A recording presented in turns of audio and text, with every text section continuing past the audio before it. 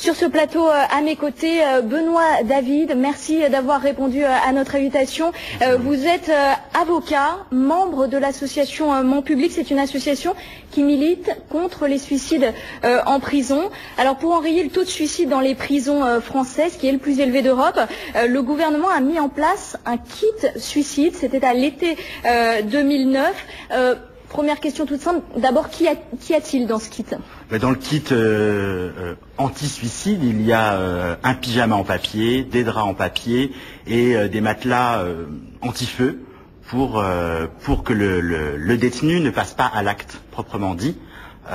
C'est plus de toute façon un moyen de lutter contre le passage à l'acte que contre la cause finalement qui pousse au suicide.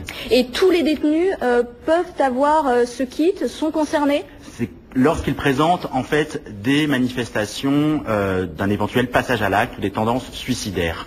Alors c'est effectivement très difficile de déterminer quand des personnes ont des tendances suicidaires, et ce d'autant plus quand l'incarcération est elle-même peut pousser elle-même au suicide. Et c'est ce que dénonce effectivement Ban Public. Mais c'est des personnes qui ont manifesté l'envie de se suicider ou dont on craint Les deux.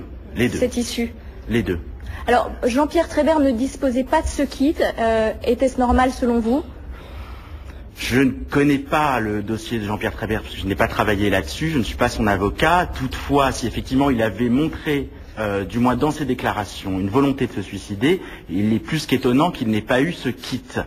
Mais quand même, la cause finalement qui est derrière ça et sur laquelle nous militons en tant qu'avocat et en tant que membre de Ban Public, c'est sur les causes et la prison qui pousse finalement au suicide. Cet homme avait montré apparemment des volontés de se suicider, avait dans des déclarations présenté un caractère suicidaire. Oui, puisqu'au juge d'instruction, il indiquait soit l'évasion, soit la prison. Pour lui, c'était les deux seules issues possibles. Voilà, et finalement, le fait qu'on l'ait placé à l'isolement, le fait qu'il y ait un statut de détenu particulièrement surveillé, qui sont finalement des conditions qui ont été considérées comme indignes par la Cour européenne des droits de l'homme. La France a été condamnée systématiquement sur le fondement de l'article 3 de la Convention européenne des droits de l'homme sur les conditions de détention de ces personnes-là. Donc finalement, on peut se demander si ce suicide n'était pas... Ce que vous voulez dire, en fait, c'est que le kit n'est pas à la hauteur du problème. Pas du tout, ça n'a aucun sens, en fait. Quelqu'un qui voudrait se suicider y arriverait parfaitement autrement, par tous les moyens qu'il pourrait avoir. Le problème, c'est la cause, finalement, du suicide. Pourquoi, finalement, en prison, pourquoi les prisons françaises sont-elles les prisons où il y a le plus de suicides en Europe à l'heure actuelle. Est-ce qu'on peut mettre en avant le taux de densité carcérale? Tout à fait. Toutes les conditions sur la détention, tant sur effectivement la surpopulation carcérale que les conditions de détention aussi. Les conditions de détention qui sont, comme je vous le disais, indignes souvent en France, sont des facteurs qui poussent au suicide, et le fait aussi d'être maintenu à l'isolement ne fait rien pour permettre la réinsertion sociale éventuellement du détenu ou du condamné, du prévenu. Est-ce que l'association Ban Public préconise certaines avancées? Que faut-il faire selon vous? Selon moi, ça passe effectivement déjà par une amélioration en fait des conditions de détention. Et l'amélioration des conditions de détention, c'est tant sur la vie au quotidien, tant sur les liens avec la famille. Arrêter les transferts systématiques administratifs d'une prison à l'autre pour soi-disant protéger en fait le criminel ou le prisonnier.